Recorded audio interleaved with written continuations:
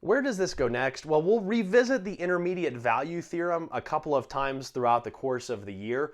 And what it really is going to hinge on is we're going to make some connections between continuity and some other topics of calculus where we might be able to say, hey, if a function has this feature, then that means it's continuous, and then we would be able to use the intermediate value theorem. So you'll see it pop up a couple of times throughout the year.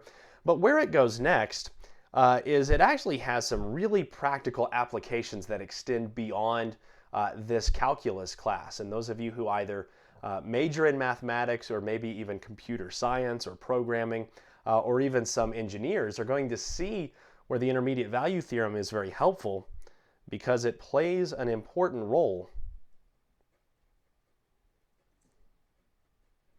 in analysis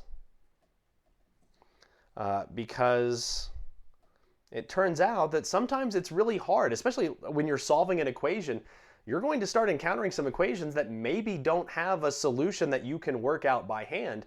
The IVT is really nice because it allows you to at least say, okay, on the interval, I have a solution to this equation. So what it does is it guarantees the existence